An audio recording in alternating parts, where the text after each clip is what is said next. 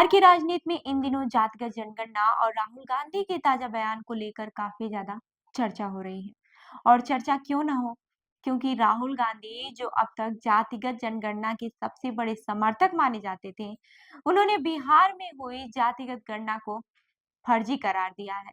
ये वही राहुल गांधी हैं जो साल 2024 लोकसभा चुनाव के दौरान जातीय गणना का जमकर समर्थन कर रहे थे। लेकिन अब उनके इस पलटते बयान ने बिहार की राजनीति में हलचल मचा दी है। सवाल उठ रहे हैं कि आखिर राहुल गांधी का ऐसा कहना क्यों?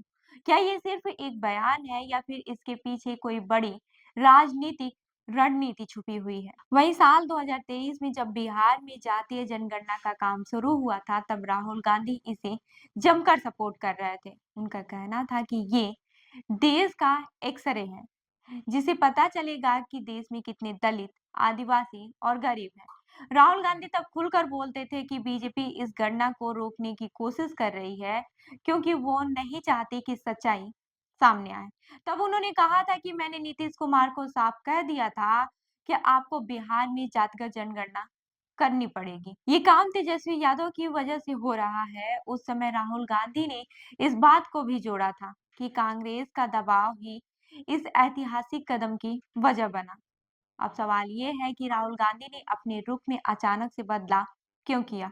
पटना में हाल ही में हुए एक कार्यक्रम में राहुल गांधी ने कहा कि बिहार की जातिगत गणना फर्जी है और लोगों को बेवकूफ बनाया गया है। उनके इस बयान ने न सिर्फ विपक्ष को बल्कि उनके अपने सहयोगियों को भी चौंका दिया है। ये बयान सिर्फ नीतीश कुमार पर हमला नहीं है, बल्कि इसके पीछे तेजस्वी यादव पर भी निशाना साधने की मंशा है।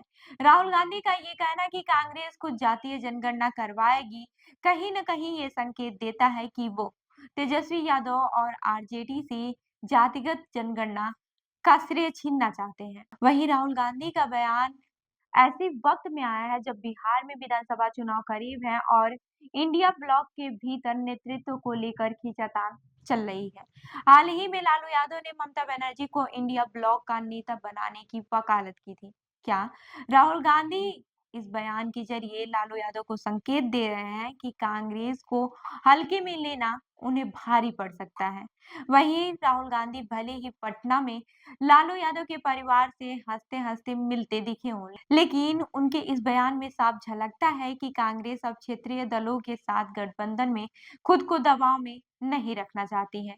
राहुल का ये बयान कांग्रेस के अखिल भारतीय पार्टी होने के दावे को भी मजबूत करने की दिशा में एक कदम माना जा सकता है।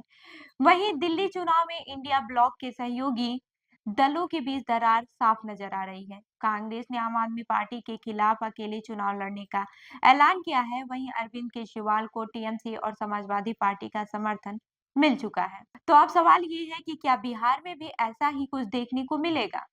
क्या कांग्रेस बिहार में अकेले चुनाव लड़ने के लिए तैयारी कर सकती है या फिर कर रही है? राहुल गांधी के इस बयान से इस बात की संभावना और भी बढ़ गई है। राहुल गांधी का बयान सीधे तौर पर नीतीश कुमार और तेजस्वी यादव दोनों पर निशाना लगता है। वहीं नीतीश कुमार पर हमला तो समझ में आता है, क्योंकि वो अब बीजेपी के साथ हैं, लेकिन तेजस्वी यादव पर अप्रत्यक्ष हमला क्यों?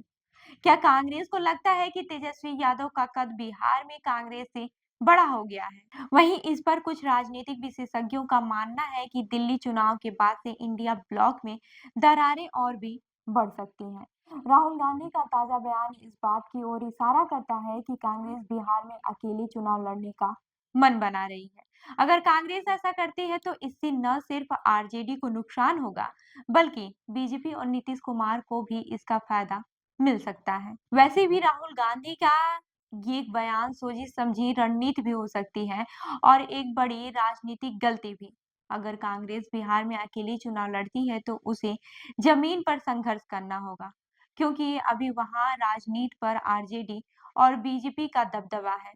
वहीं राहुल गांधी के इस बयान ने बिहार की राजनीति में नया मोड़ ला दिया है। जातीय गणना को फर्जी बताकर उन्होंने न सिर्फ नीतीश कुमार बल्कि तेजस्वी यादव पर भी सवाल उठाए हैं। अब ये देखना काफी ज्यादा दिलचस्प होगा कि कांग्रेस बिहार में इंडिया ब्लॉक के साथ रहती है या फिर दिल्ली की तरह अकेले चुनाव लड़ने का फैसला करती है। तो इस खबर पर क्या है आपकी राय, हमें जरूर बताइएगा। मैं हूँ रूबी आपके साथ और आप देख रहे हैं जनदर्पण न्यूज। धन्यवाद।